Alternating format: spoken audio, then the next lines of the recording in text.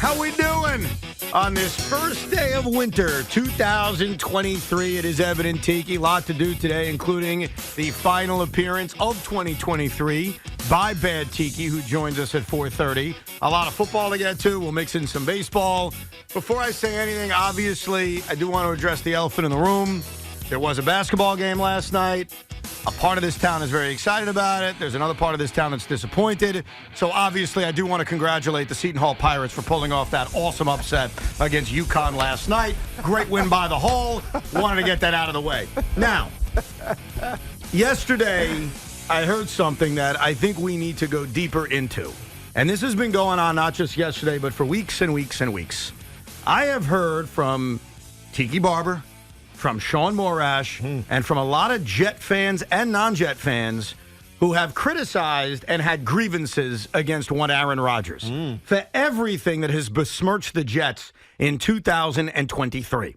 So in honor of a holiday that is coming up, of course, Festivus, we decided today, at least at the start of the show, to let all the Aaron Rodgers haters air their grievances against Aaron Rodgers. The tradition of Festivus begins with the airing of grievances. And you're going to be the defense attorney. Yeah, I will let you, Tiki Barber, be prosecutor number one. Okay. Sean Morash will be prosecutor number two. Fantastic. And I will be the defense something. What is it? Defense lawyer? The defense lawyer of one Aaron Rodgers. And I know you have some grievances. You're going to be the one that swats back all the complaints. Dude, you know what my nickname was in high school? What's that? Johnny Cochran. All right? Oh, I thought it was can't get laid. I will swat those things away like it's nobody's business. Nice. So, Tiki, why don't you air it off? What's your first grievance against my quarterback? I will start. I'm going to revisit a little bit of history just for the Green Bay Packers fans in the audience. He got his head coach, who was great to him, fired. Mike McCarthy, we all remember him, now the Cowboys head coach, got him fired because he didn't like him. You remember that? Yeah. How do you defend that? Two things. Number one, don't give a rat's ass. Didn't happen with the Jets.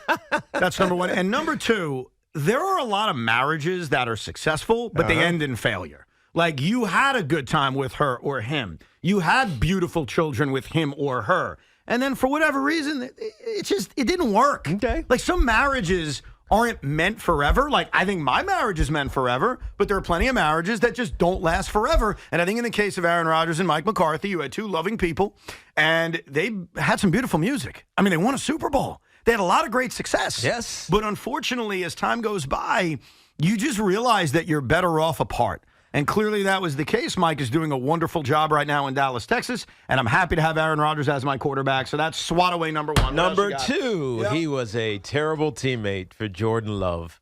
He wanted a wide receiver. Instead, they move up and take Jordan Love, and he couldn't have been more pissed off. Okay. He was a bad teammate to Jordan Love. All right, you want my defense? Yes. I will start off with the same thing I said about number one. Don't give a rat's ass it happened on the Packers, but I'll defend it anyway. Go ahead. Sometimes bedtime manner is a big deal. And that organization, the former organization of Aaron Rodgers, the Green Bay Packers, did not treat my client with respect. We know you may want to draft a quarterback, and that's okay.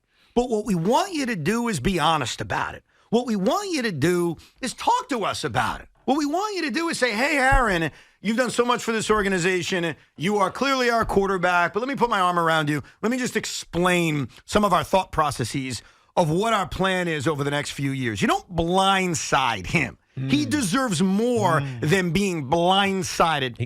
What else you got? He's an at-will employee. That was all just for background. That was all on background. Now I'm going to go to the things that are current. He's so good. Yeah. This is tongue-in-cheek. That no one else can run his damn offense. Not Zach, not Tim Boyle, not Trevor Siemian. Nobody can run this offense. Everybody sucks in this offense because it's so geared towards Aaron Rodgers. No one else can do it, and therefore the team has only won 5 games. How do you defend yourself? Well, your client. First of all, my client loves Nate Hackett, and what's not to love? I love Nate Hackett as well. You do too, right? You as the prosecutor agree. My client loves Nate Hackett, and the history is the history. Nate and my client Aaron Rodgers have had a great history together. They've had great success together, and there's no doubt in my mind or anybody's mind that this offense would run swimmingly with him. But there is no proof that we directed the New York Jets to hire him We may like him. We may think he'll get the best out of Aaron. But as an organization, it's upon them to decide, hey, we should have a backup plan in case things don't work out. And there was no backup plan. So putting the failures of the New York Jets on Aaron Rodgers is absolutely ridiculous. It sucks he got hurt. Like, dude, we're all disappointed that Aaron Rodgers got hurt 4 snaps into the season. But to put Zach Wilson and the offense being too complicated for him, to put all of that on Aaron Rodgers, quite frankly, is lazy. Okay? It's lazy. And I'm deeply offended that that would even be brought up.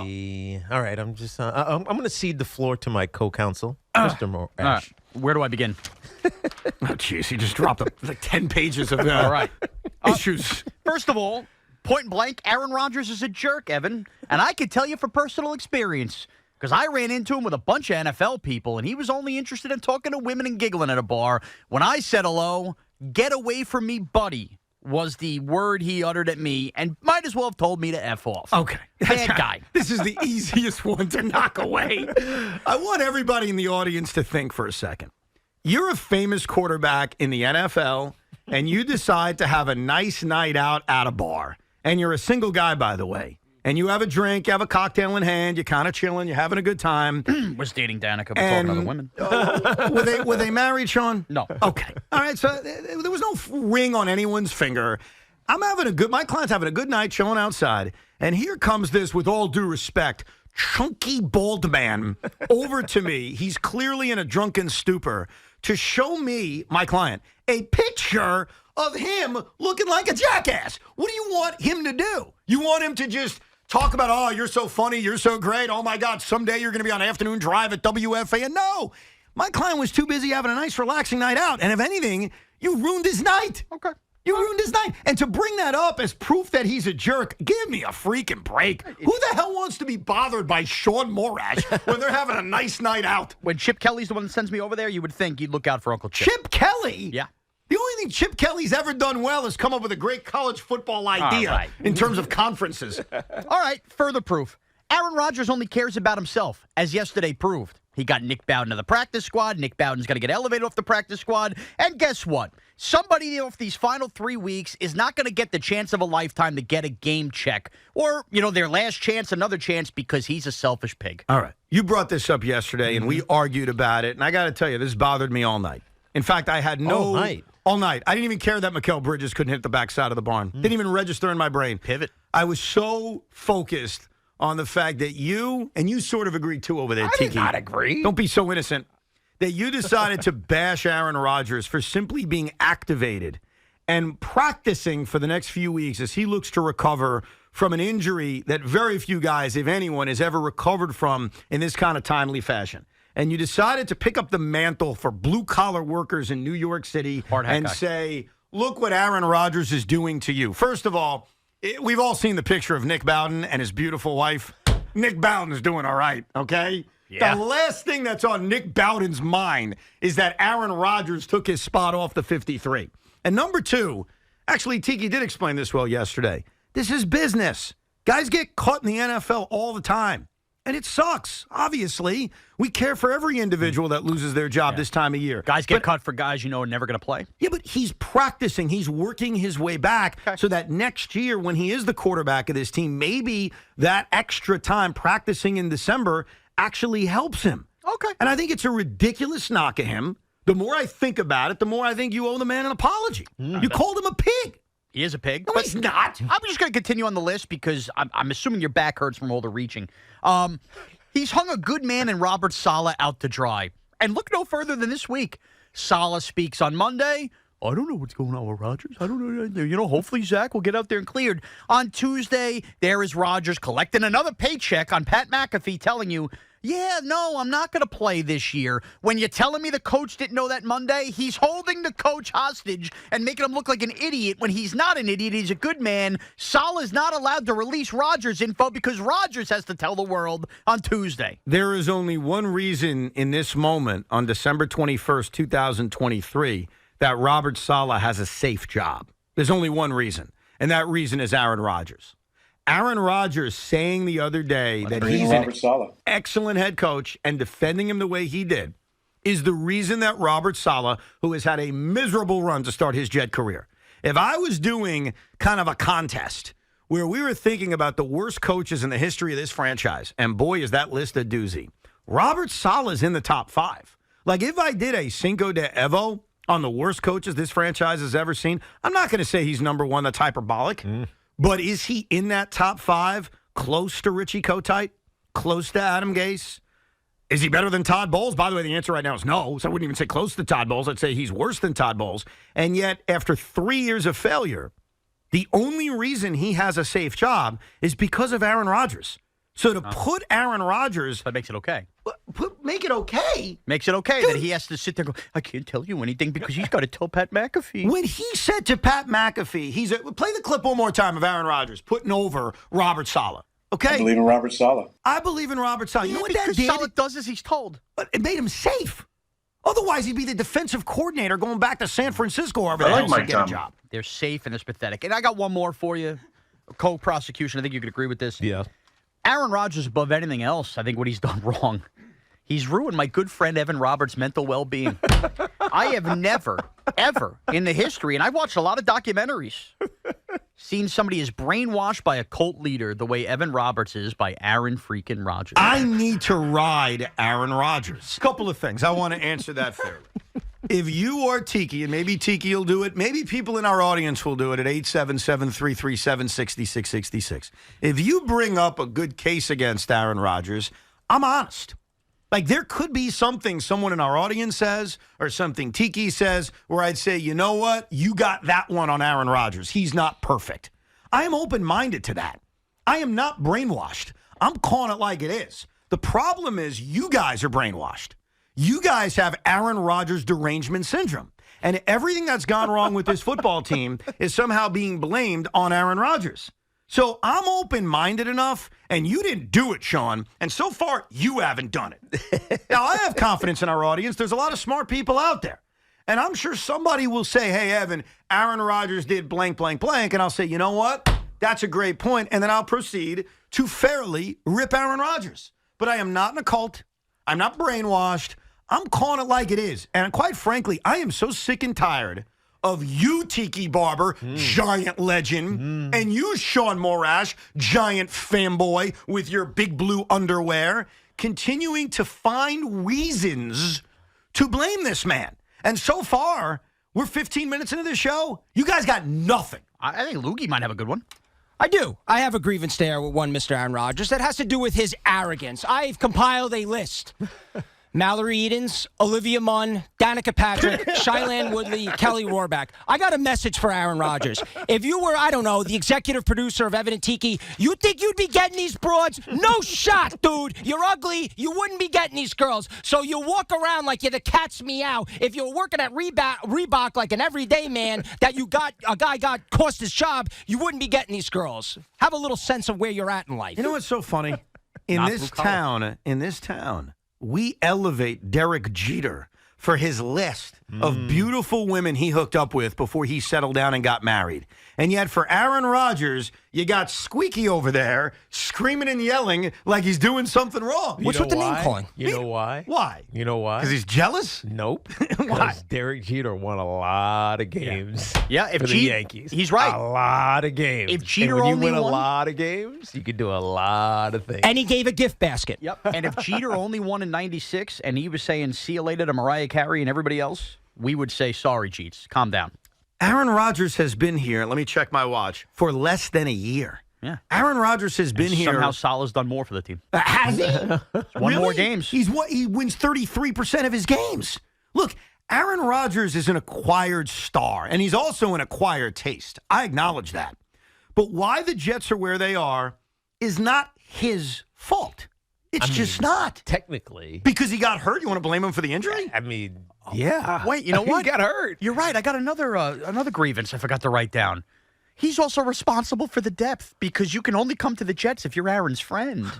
And Alan Lazard had to be a healthy scratch and get all that money because he's Aaron's friend. Look, Aaron Rodgers brought his friends over with the intent of playing with Aaron Rodgers. And that is my defense of Alan Lazard, not really Billy Turner because he just stinks, and Randall Cobb. Obviously, those guys, specifically Lazard, has been terrible this season. No one's going to defend him. But the intent, Tiki, was that he was going to play with Aaron Rodgers. Of course, but they're not. So he got hurt 4 snaps into the season. Okay? And we could sit here and try to figure out why. Was it a dumb play call by Nate Hackett? Was it inevitable with Aaron Rodgers having a calf injury? Was it the football gods looking down on the Jets saying, screw you, you're going to miss a year?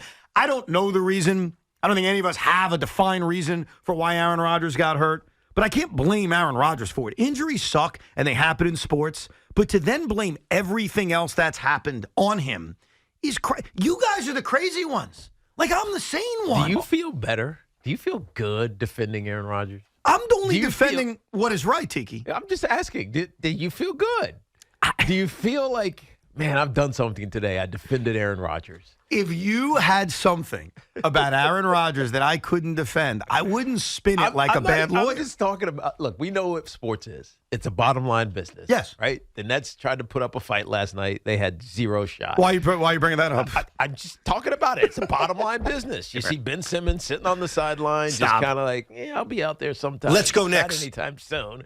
And the Knicks did exactly what they were supposed to do. They dominated an inferior opponent. That's what sports is. It's bottom line, right? It's bottom line. I don't like you right now. So I had to get under your skin somehow. Yeah. Right? That's indefensible. Yeah. Therefore, you can't come back. What's your point? So my point is, Aaron Rodgers hasn't done anything yet. And so it's hard to defend him. It's hard to say all of these things when he hasn't won a game yet. And again, it's not his fault. He gets hurt. But we all knew that there was a potential of him getting hurt because he's 39 years old when he started this season for the New York Jets. And so, yeah, it's hard to, like, actively defend him because to accuse him of things because he hasn't really done anything. But he also hasn't really done anything other than talk a lot. Tiki, if your biggest knock on Aaron Rodgers is he hasn't done anything yet because he's only played 4 snaps, obviously I accept that. I accept that this was a lost season. I do. What I don't accept is blaming every issue the Jets have had on Aaron Rodgers. What I don't accept I'm not blaming the O-line issues on him. No, I'm not either. And you haven't yet, but that's probably coming up at some point. I don't think he has anything to do with that. But here's the most important thing you have to accept, and I've already accepted. Aaron Rodgers, flaws and all. Aaron Rodgers coming off an Achilles. Aaron Rodgers at age 40, clearly, and this to me is not even debatable, gives the New York Jets their best chance at winning in 2024. Period. He does. So as much as you may be sick of him, because there's no doubt he has taken up a lot of air in this room over the last 7 months. I acknowledge that. From the moment he said he had intentions of playing for the New York Jets, to the moment he was traded here, through training camp, through the injury, even to this season where he's been a shadow over the entire season. I get it. He's taken up a lot of air. A-Rod took up a lot of air for many years around here. There have been plenty of athletes that have done that. Yeah, but at least he was playing. At least he was giving us reason to talk about it. He got hurt, dude. I know. What do you want him to do? I don't know. And he tried to come back. Right, I don't know. Here's the inherent question I have, because this is the one that really bothers me. Do you think Aaron Rodgers never had a chance to come back this year? Do you think this was all a dog and pony show? No. Okay. No. I think he had every intent to try to come back. The reality of it, though, is different than that. Because coming back from an Achilles is not – it's not just something that you miraculously do because you heal faster or, there's new techniques or new surgical procedures, which I think actually Aaron Rodgers did. But it's still unproven. There's no way to know that could have happened, that he was going to come back. But he wasn't doing this. Look, I give him credit for trying. He was trying. I really do. Because I think there's a belief that Aaron Rodgers set this whole thing up just to be talked about for 15 weeks, and he never had a chance to come back. Well, he did. The problem was the Jets were bad, too bad, right, that they never gave him the opportunity to make it worth it. But I think the other thing, and I only know this because I lived it, right? When you're good in this city, you can do whatever you want. Right? And this was for me. Like when I was playing, I was doing everything. I was working at Fox News. I was doing local news. I was writing, blogs for the New York Times. I was doing all of this stuff. And people didn't mind it because I was balling. That Aaron Rodgers is everywhere, and he hasn't done anything. And so after a while, you get tired of seeing him because he's not here doing what he's supposed to be doing. It's not his fault. He can go do whatever he wants. But It's like it's like, again, I said this 2 weeks ago, and I still feel it. He's so manipulating the conversation. And I don't know if he's doing it intentionally, but it just feels like he's trying to make himself the center of what's going on with the Jets, and he's not even there. We will get to your calls if you want to try to prosecute Aaron Rodgers at 877-337-6666. And jokes aside, we will allow the New York Knicks fan, if they want to call this radio show today and get their pound of flesh on the Brooklyn Nets mascot known as me, I'm here to take it. You guys won last night. You kicked our ass. I was in the building. I also had to storm the building to get in. More on that later. Did you stay? Did I stay? Did you stay? I was there when it mattered, Tiki. That means no. More on that later, but I will. The Nets still in the league. I will certainly allow, if you want, it's up to the Knicks fan. If you want your pound of flesh, I'm here for it. Plus, we'll get into the Giants a little bit later on, including Tommy DeVito pushing the limits on his fame. 877-337-6666. 4:30 this afternoon, the final appearance of Bad Tiki in 2023. We are live from the Town Fair Tire Studios.